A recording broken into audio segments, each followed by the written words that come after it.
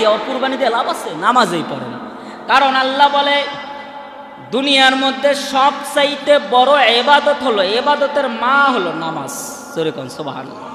আউয়ালু মা ইউহাসাবু বিহিল আবদু ইয়াউমাল কিয়ামাতিস সালাহ। নামাজ নামাজ নামাজ। ইবাদত যদি থাকে, ইবাদতের বড় মা হলো নামাজ। কারণ নামাজটা এমনি এমনি আসে না, কারণ দুনিয়ার মধ্যে আমার নবীর দ্বারাই ওহির মাধ্যমে সব কিছু পাঠাইছে, কিন্তু নামাজ আমার নবীরে ফেরেশতার মাধ্যমে পাঠায় নাই, জিবরাইলের মাধ্যমে পাঠায় নাই। আমার নবী, আপনার নবী রহমাতাল লিল আলামিন পয়গম্বর রে আমার আল্লাহ দাওয়াত করছেন, দাওয়াত করে আমার আল্লাহ তার বাসায় নিয়ে গেছেন। বাসায় লইয়া পাশে বসিয়া আমার আল্লাহ নামাজ হাদিয়া দিয়েছে। নামাজ বড় একটা ইবাদত। এখন নামাজ নাই, আমরা কুরবানি দেই। নামাজ নাই, আমরা কুরবানি দেই। তাহলে এর কি কুরবানি হবে? আপনাদের নিজের বিবেক দিয়ে বলেন। এই নামাজেই পড়ে না। এমনও মুসল্লি আছে দেখবেন, ও পুরা বছর নামাজ পড়ে না, 12 মাস নামাজ পড়ে না। ওর আবার কিছু নামাজের সিস্টেম আছে। যেমন দেখবেন কিছু মুসল্লি আছে, এ দেখবেন শুধু ঈদের নামাজ পড়ে, আছে না নাই? খালি ঈদের নামাজ পড়ে। আবার কিছু মুসল্লি আছে, আমি আমার গ্রাম্য ভাষা কয় শুক্রা মুসল্লি। হ্যাঁ, এরা শুক্রবার আসলে খালি নামাজ পড়ে, আর শুক্রবার শেষ, আর এই বাকি 5 দিন, এই 4 দিন আর নামাজ ওর মসজিদে পাওয়া যায় না, আছে না নাই বলেন? এই জন্য আমার ভাইয়েরা দেখবেন শুক্রবারে শুধু মুসল্লি পাওয়া যায়, আর বাকি দিন ও মসজিদে পাবেনই না। মসজিদ তো দূরের কথা, আল্লাহর কদমে আর বাকি দিন সে একদিনও পড়ে না। এই জন্য আমার আল্লাহ বলছে কুরবানি দাও, কুরবানি দাও। কুরবানির আগে বলছে নামাজ পড়ো, নামাজ পড়ো, নামাজ পড়বা আমার জন্য, কুরবানি দিবা আমার জন্য। তাহলে আমরা 7 ভাগ, একটা গরুর মধ্যে 7 জন শরিক হতে পারবো। কিন্তু সাবধান, একজনের জন্য আমাদের কুরবানি নষ্ট। এখন দেখা যায় ও অনেক টাকাওয়ালা, ও অনেক ধনী, কিন্তু কুরবানি চলে আসছে, এই মুহূর্তে হাতে নাই টাকা পয়সা। এখন বলে আমি তো ধনী মানুষ, যদি কুরবানি না দেই মানুষ বলবে এত টাকা, কুরবানি দেয় না। লজ্জায় পড়বো, এই লজ্জায় কারে মুখ দেখাবো? এই জন্য সুদের উপরে, লাভের উপরে কিছু টাকা লই আসি, কুরবানি দেই। আল্লাহর জাতের কসম, আল্লাহ ওই একজনকার জন্যই ওই বাকি 6 জনের কুরবানি কবুল করবে না। বাংলাদেশে কত আছে এরকম, সুদেও টাকা এনে কুরবানি দেয়, আপনি খবর নেবেন, অনেক আছে। আবার দেখবেন 2 নাম্বারি বাটফারির টাকা লাগাইছে। আল্লাহ বলে এটা তোমার চাই না, কারণ আমি আল্লাহ তাকওয়া চাই। আমি আল্লাহ তোর গরু দেখবো না, তোর মাংস দেখবো না, রক্ত দেখবো না, আমি আল্লাহ তাকওয়া দেখবো, তোর দিলের খবর দেখবো, তুই কার জন্য কুরবানি দিতেছ। জোরে কোন সুবহানাল্লাহ। এই জন্য আমরা কুরবানি দেব, এখন গরু নিয়ে আমরা ব্যস্ত। কারণ আল্লাহ আমাদের সন্তানরে চাই নাই, শুধু বলছে বান্দা তোমরা আমার নামে কুরবানি দাও, কুরবানি দাও। এই জন্য যখন আমরা গরু কিনবো, গরুটা সুন্দর কিনবো, তাজা মোটা কিনবো। কেননা গরুটা যদি সুন্দর হয়, আল্লাহর জন্য আপনারা কিনতেছেন, আল্লাহর জন্য আপনারা কুরবানি দিতেছেন। গরু যখন সুন্দর কিনবেন, বড় একজন মুফাসসিরিন ইকরাম বলে গরুটা যখন কিনে আনবেন, কিনে আনার পর আর এক মালিকের বাসা থেকে আর এক মালিকের বাসায় যখন গরু আসে, গরুটা মনে মনে মনে মনে কি বলে জানেননি? বড় একজন মুফাসসিরিন ইকরাম কিতাবের মধ্যে লেখছে, গরু আল্লাহর সাথে কথা বলে। জোরে কোন সুবহানাল্লাহ।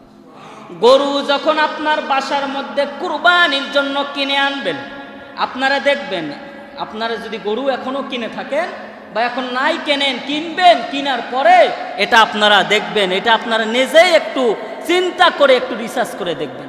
গরু যখন কিনা হয়, গরু কেনার পর বাসায় যখন গরু কিনে আনে, গরুটা বড় রশি দিয়ে বেঁধে রাখে। আল্লাহ রাসূল বলে, সাহাবীরা রে, কুরবানির একদিন আগে তোমরা গরুরে কিছু খাওয়াইও না, কেননা গরুটা জবাইয়ের পর তার খুব কষ্ট হয়, প্রচুর পরিমাণ তার নোংরা কিছু বের হয়, এই জন্য খাওয়াবা না, কষ্ট হয়। এরপরও দেখবেন বড় মুফাসসিরিন ইকরাম বলে, গরুটা যখন কিনে এনে বড় বড় রশি দিয়ে বেঁধে রাখে, গরুটা কুরবানির একদিন আগে যদি আপনি দামি খাবার নিয়ে তার সামনে দেন, সে খায় না, খায় না। বড় মুফাসসিরিন ইকরাম বলে, যার গরুর চক্ষু দিয়ে দেখবেন কুরবানির একদিন আগে 2 চক্ষু দিয়ে পানি পড়তেছে, মনে করবেন আল্লাহ তার কুরবানি কবুল করে নিছে। কারণ বড় মুফাসসিরিন ইকরাম বলে, এর বান্দারা শুন, গরুটা আমার আল্লাহর সাথে কথা বলে, মালিক গো, আমি পশু, আমি কেন কান্দি জানেননি? কেন কান্দি জানেন? কারণ আমি জানি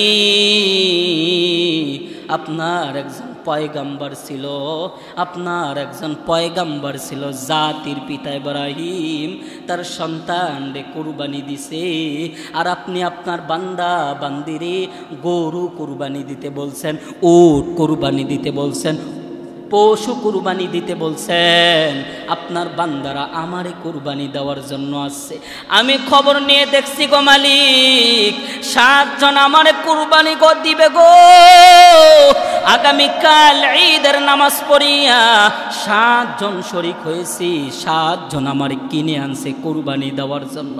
মালিক গো, ওই 7 জনের টাকা যদি সঠিক হয়ে থাকে আপনি তার কুরবানি কবুল করেন, আর যদি সঠিক না হয়ে থাকে আমি আপনার কাছে বিচার দিলাম, আমি ওরে জাহান্নাম না দেওয়া পর্যন্ত আমি গরু আপনার কাছে পাওনাদার হয়ে থাকব।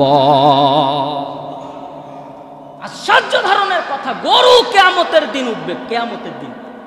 আল্লাহ, আজকে আমি আপনার সাথে আমার কথা আছে। কি কথা? ওই দিন আমার মালিক ছিল একজন, দেখবেন কষ্ট লাগে, মাঝে মাঝে ইউটিউবে দেখলেও কষ্ট লাগে। একজন গরু, মনে করেন আমার গরু, আমি ওই বাজারে বিক্রি করার পর যখন আর একজন মালিক নিয়ে যায়, গরুটা দেখবেন 1 বছর না 5-6 বছর একটা গরু যে মানুষটা পালন করে, দেখবেন গরুটা অন্য মালিকের সাথে যায়, কিন্তু বারবার ওই মালিকের দিকে ঘুরে ঘুরে যায়, কিন্তু আল্লাহর কাছে কান্দে। আর গরু বলে, মালিক আমি পশু, আমার কথা কেউ বোঝে না, মালিক বোঝেন গো। আমি বড় আনন্দিত, কারণ কিছু দুনিয়ার মধ্যে দেখবেন মানুষ কিন্তু আনন্দও কান্না করে, আছে না নাই? গরু বলে, আমি আনন্দই কান্না করি, কেন জানেননি? কারণ মানুষের ভাগ্য জুটলো না, আমি গরুর ভাগ্য জুটলো, কুরবানি আমারে করবে আপনার জন্য। জোরে কোন সুবহানাল্লাহ। এই জন্য গরু বলবে, যদি সে ভালোভাবে কুরবানি দেয় আপনি কবুল করেন, আর যদি ভেজাল থাকে তার টাকার মধ্যে, আমি কিয়ামতের ময়দানে আমি তার বিচার না পাওয়া পর্যন্ত আমি ছাড়ব না। জোরে কোন সুবহানাল্লাহ। এই জন্য সাবধান, 7 জন শরীক হবেন, কিন্তু খোঁজ খবর নেবেন ওই 7 জন কিসের টাকা দিল। কারণ কুরবানি তো করতেছেন আল্লাহর জন্য, আর এর মধ্যেও যদি 2 নাম্বারই লাগান, তাইলে কেমন আল্লাহরে আপনি ভালোবাসলেন? এরপরে কুরবানির দিন গরু কুরবানি দিবেন, কোনো কষ্ট দিবেন না। দেখা যায় জবাই করার সঙ্গে সঙ্গে কিছু জালহাজ, কিছু কসাই বের হইছে, তাদের দেখলে আমার রাগ হয়। জবাই করার সঙ্গে সঙ্গে একটা চাকু দিয়ে একটা পার দেয়। কষ্ট দিবেন না, সারা দিন আছে, আস্তে আস্তে গরুটা জান নেক। কারণ এমনভাবে তারে গলার মধ্যে পাড়ি দেয়, সে অনেক কষ্ট পায়। কারণ তো কুরবানি দিতেছেন আল্লাহর জন্য, ধৈর্যর সাথে দেন। কারণ না, আপনার জাতির পিতা ইব্রাহিম, তা আপনার জাতির পিতা ইব্রাহিম পয়গম্বরের ছেলে ইসমাইল কিন্তু ধৈর্যর সাথে কুরবানির জন্য রাজি হয়েছে। সুবহানাল্লাহ। এই জন্য আমাদেরকে ধৈর্যর সাথে দিতে হবে। আর যখন কুরবানি আমরা দিয়েই দিব, বন্টন করব কয়টা? 3টা বন্টন করব, ভাগ করব 3টা। একটা হলো নিজের জন্য, একটা হলো আত্মীয়